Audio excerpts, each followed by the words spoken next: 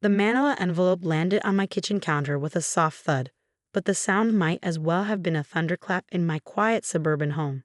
I recognized the handwriting immediately. My mother-in-law, Eleanor, always used that precise, almost calligraphic script that seemed to scream control and judgment. My name is Olivia Hartley, 38 years old, a single mother of twins Emma and Ethan, who are now 15 and the absolute center of my universe. For years, Eleanor has made it her personal mission to criticize every aspect of my parenting, my career, and essentially my entire existence. I've been a pediatric nurse for 15 years, working nights and weekends to provide the best possible life for my children after my husband, Eleanor's son, walked out when the twins were just 3. Mark has disappeared into the corporate world, sending sporadic child support checks and making even more sporadic appearances in our lives. But I've never let that define us. I've saved meticulously, creating a college fund for Emma and Ethan that is their ticket to whatever dreams they want to pursue. Each birthday, each holiday, I've squirreled away money. Every overtime shift has been another brick in their educational foundation. What Eleanor doesn't know is that I've been documenting her interference for years. The passive-aggressive comments, the subtle attempts to undermine my parenting, the constant comparisons to her perfect nieces and nephews. I've kept records of everything. When I opened the envelope, I knew immediately something was wrong. Bank documents, official-looking forms, a letter from the bank manager requesting a meeting about the children's college savings account. My hands trembled slightly, but not from fear, from a rising tide of anger that has been building for years. The letter detailed an investigation into the account triggered by a complaint from a family member, Eleanor, suggesting that I was financially irresponsible and potentially misusing the funds meant for my children's education. She didn't, I whispered to myself, though I knew exactly what she had done. Emma walked into the kitchen, her long hair pulled back in a ponytail, basketball practice bag slung over her shoulder. "Mom, you okay?" I took a deep breath. "Everything's fine, sweetie. Just some paperwork." But everything was not fine. Eleanor had crossed a line, and this time she had no idea what was coming. I pulled out my laptop and began organizing the files I've collected over the years. Text messages, email exchanges, recorded phone calls, all carefully documented and time-stamped. Evidence of Eleanor's continuous attempts to interfere in our lives. The bank's investigation was about to become her worst nightmare. My phone buzzed. A text from my best friend Sarah. "Coffee tomorrow? You look like you need to talk." I smiled. Sarah has been my rock through everything: my divorce, raising the twins, dealing with Eleanor's constant criticism. "Definitely," I texted back. "I have a plan." Little did Eleanor know, I've been preparing for this moment for years. She thought she was protecting her grandchildren's future. In reality, she was about to learn that you don't mess with a mother who has receipts. And I had more than just receipts. I had a meticulously crafted strategy that would expose every single one of her manipulative tactics. The college fund wasn't just money. It was my children's dreams, their potential, their future. And I would be damned if I let anyone, especially Eleanor, threaten that. As the evening settled around me, with Emma practicing basketball drills in the backyard and Ethan studying in his room, I felt a sense of calm determination. This wasn't just about defending our financial security. This was about finally standing up to years of subtle manipulation, about showing my children that we refused to be victims. Eleanor had no idea what was coming, and I was going to make sure she learned a lesson she would never forget. The coffee shop buzzed with morning energy, but Sarah and I sat in our usual corner, voices low and intense. She actually tried to freeze the kids' college fund. Sarah's eyes widened, her legal background already analyzing the situation. I slid the bank documents across the table. Not just tried, she fabricated a whole narrative about my financial instability. Sarah's fingers traced the paperwork, her expression hardening. This is more than just family drama. This could be considered financial harassment. What Eleanor didn't understand was that I had been preparing for this moment for years. As a pediatric nurse, I'd learned to be meticulous, to document everything. My shift reports were legendary at the hospital for their precision, and I applied that same level of detail to protecting my children. I want to do this strategically, I explained. I don't just want to stop her. I want her to understand the consequences of her actions. Sarah nodded, pulling out her legal pad. We'll need a comprehensive approach: financial documentation, communication records, evidence of her pattern of interference. I pulled out a thick folder, years of carefully preserved communications. Text messages where Eleanor criticized my parenting, emails suggesting I was an unfit mother, voicemails filled with passive-aggressive comments. Remember when she told Ethan his science project wasn't good enough? I asked. I recorded that conversation. Sarah's eyebrows rose. You're serious about documentation? Survival mechanism, I replied dryly. Single motherhood teaches you to be prepared. Our plan began to take shape. We would not just defend against Eleanor's attack. We would counterattack with surgical precision.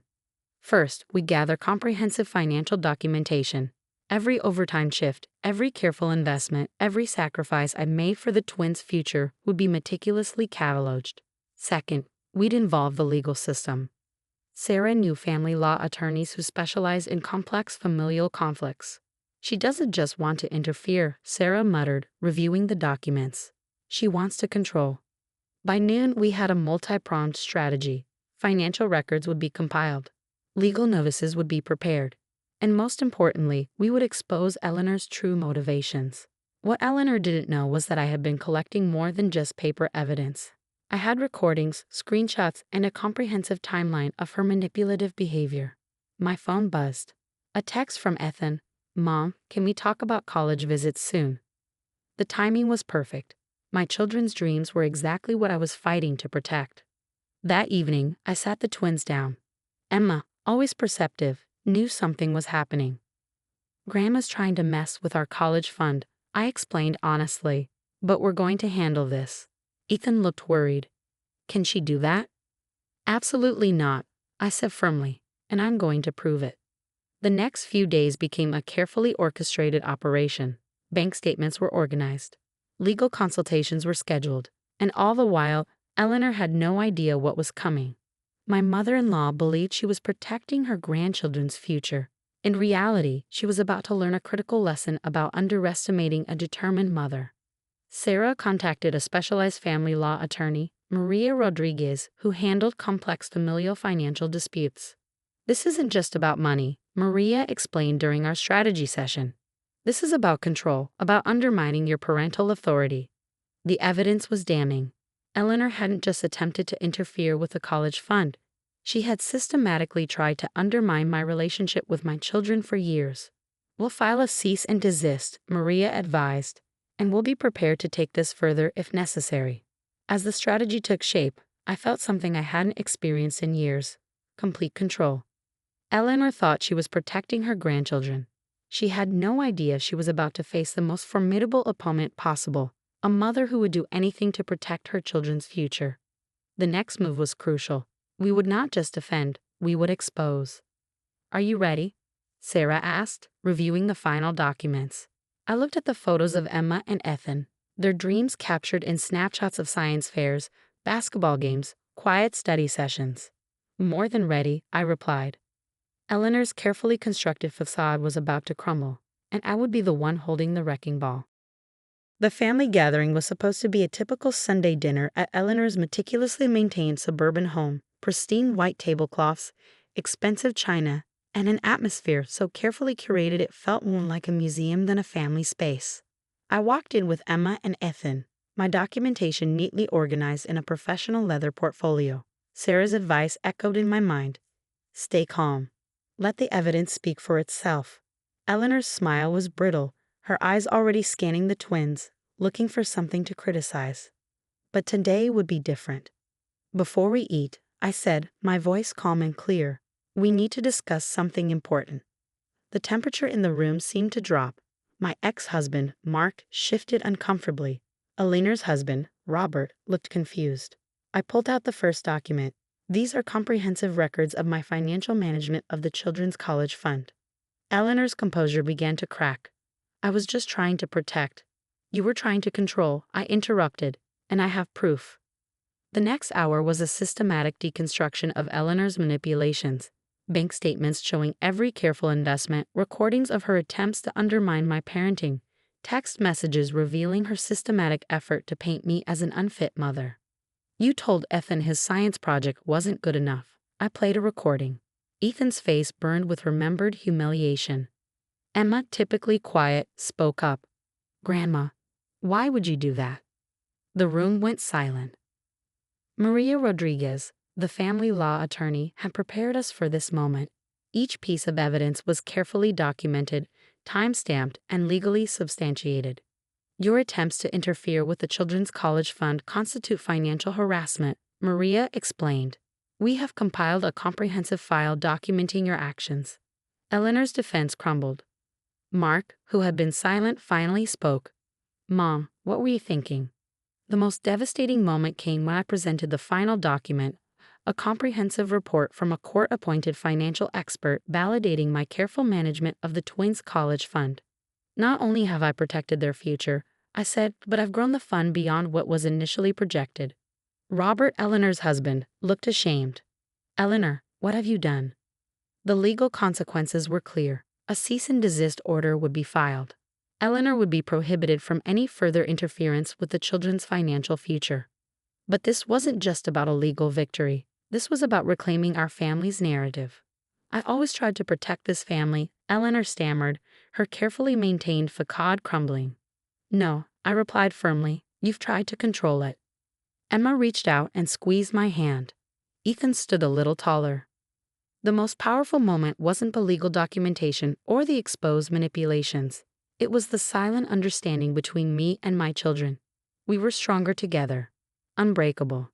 As we prepared to leave, Maria pulled me aside. "Be prepared. She might try to retaliate legally." "Let her try," I said quietly. The drive home was silent at first. Then Ethan spoke. "Mom, how did you keep all those records?" I smiled. "Always be prepared, sweetheart." Emma laughed. Sounds like a mom thing to say. That night, as I helped them with homework, I realized this was about more than just a college fund. This was about teaching my children to stand up for themselves, to document the truth, to protect their dreams. Eleanor had tried to destroy our future. Instead, she had made us stronger. The college fund remained intact. My children's dreams were secure.